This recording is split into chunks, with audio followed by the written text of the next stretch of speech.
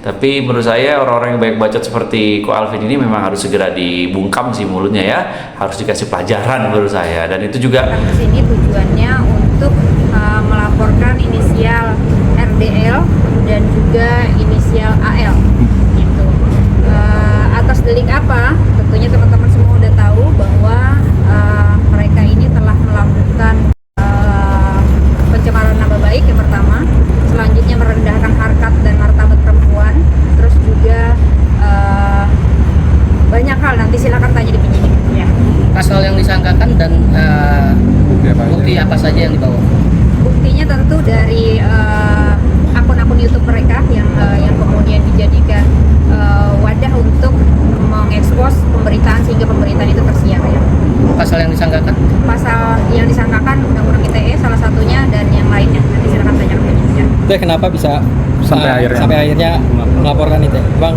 Sampai udah serangan di medsos begitu gimana tuh? Izin Bang, katanya langsung balik dulu ya. Ya, Oke, statement dikit aja tadi Tenopi. Alasannya Teh? Alasannya udah kelewatan, sudah sangat keterlaluan, dan jujur ini sangat merugikan nama baik saya pribadi, apalagi saya kan ketua yayasan gitu. Fitnahannya sangat tidak berdasar seperti itu. Impact yang dirasakan langsung oleh Teteh seperti apa? Impactnya satu yang paling parah, efeknya adalah kena anak saya. Anak saya jadi ditanya, apa sih pekerjaan mama kamu? Apa sih arti kata pelacur? Gitu, jadi sedih banget dengan tuduhan seperti itu. Itu aja, izin semua. Oke, Tenopi. Kasih Oke, Mas, oke. Ya, Bu, boleh di tengah, Bu. Ya Bu. Boleh tengah, Bu. Ya Bu, terkait tadi kan berarti ada kata-kata kasar dan segala macam ya. Itu apakah juga ada pasal lain selain fitnah dan pencemaran nama baik? Kita sebenarnya kita nanti akan kita menyerahkan semuanya ke penyidik ya. Salah satunya kami tadi mengenakan pasal pelecehan ya, pelecehan secara verbal. Berarti ada 2 pasal ya, atau seperti apa? Ada 4 pasal berlapis. 4 pasal berlapis di dalam satu laporan ya? Betul, dalam satu laporan.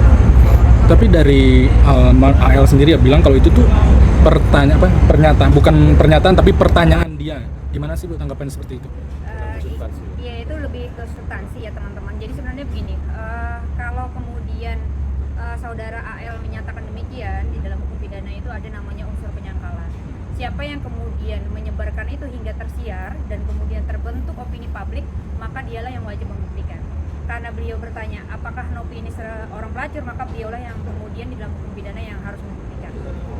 Berarti dalam hukum pidana tidak ada kata pertanyaan dong?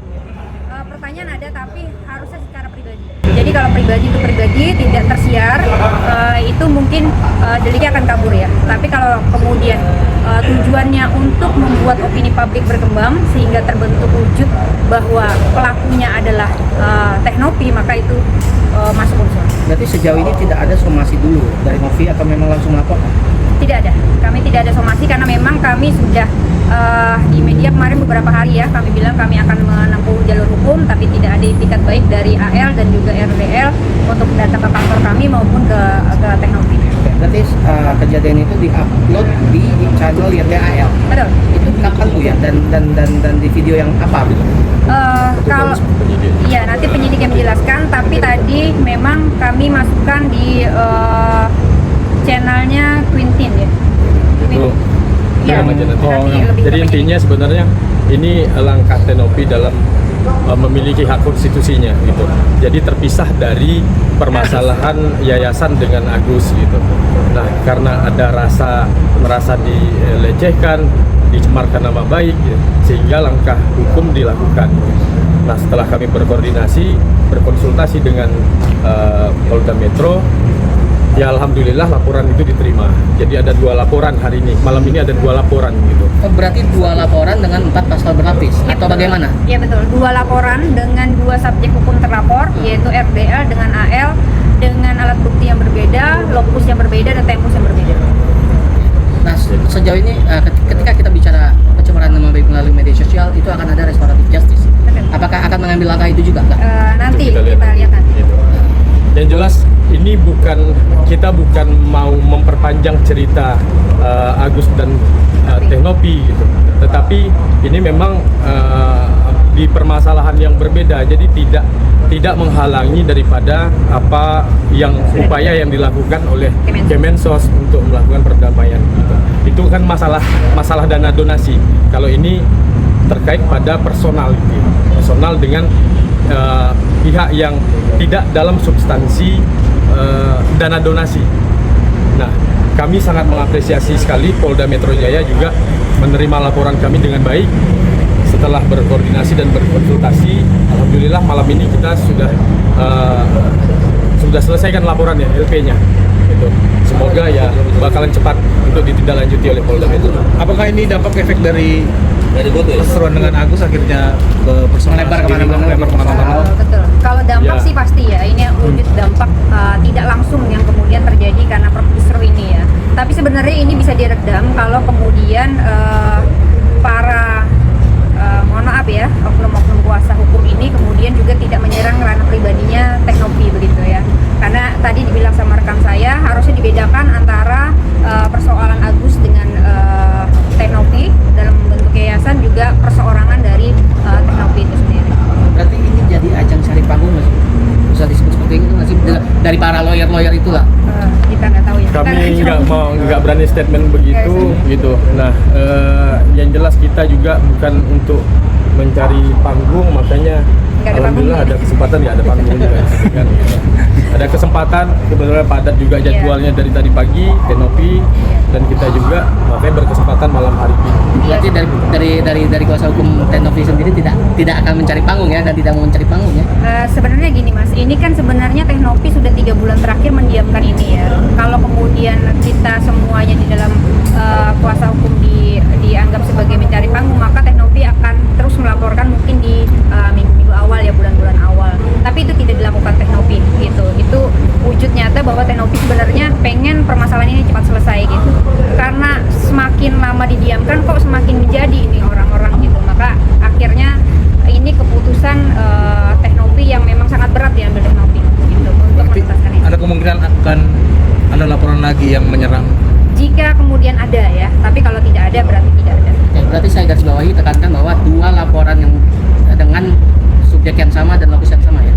Subjek berbeda, Oke, subjek berbeda, subjek hukum berbeda, yaitu RDL dengan AL, itu kemudian deliknya juga berbeda, terus lokasinya juga berbeda. Oke, berarti satu-satu atau Satu-satu. Oh, satu-satu ya. Jadi ada 2 LP. Ada Oke, dua yang LP. AL LP dengan pasal apa? Yang RDL LP dengan pasal apa? Itu nanti ke Pasalnya penyidik hanya ke saja. penyidik, Itu. tapi kalau nomor LP-nya yang RDL 7504, sedangkan yang AL 7505. Tapi dari AL sendiri kan menyatakan silakan aja, mungkin menentang ya, laporkan aja, laporan itu gak bakal jalan, dia bisa dibilang begitu yakin gitu, gimana? Itu Ya, itu sudah kami persilahkan kita saja, persilahkan gitu. di sini, tapi itu sudah kita buktikan pada malam ini ya. Ketika laporan itu diterima kan artinya dugaan tindak pidana itu ada. Oke, cukup. Terima kasih, Bu. Terima kasih. Terima kasih. Assalamualaikum warahmatullahi wabarakatuh. Apa kabar para penjaga alam dimanapun berada, penonton orang yang beraction, dan teman-teman yang selalu stay tune terus di channelnya Monogram dan channelnya Sudowono. Ternyata apa yang diharapkan oleh masyarakat Indonesia akhirnya datang juga ya. Tapi sayangnya Ko Alvin belum menerima tantangan saya dan belum menjawab tantangan saya, tapi sudah mau dibui ya teman-teman ya. Jadi berita tersebut adalah laporan yang dilakukan oleh Teknopi dan kuasa hukumnya melaporkan AL ya dan RDL ya. Kalau AL terkait RD dan AL terkait ada salah satu pasal itu yang dikenakan, yaitu pelecehan secara verbal ya. Jadi ada indikasi menuju ke arah ke situ teman-teman, dan inilah yang masyarakat Indonesia tunggu-tunggu ya, yang masyarakat Indonesia nantikan. Makanya kan mulutmu harimaumu ya, jangan sombong ya, mentang-mentang pengacara bisa bermain kata-kata terus lalu kebal hukum ya.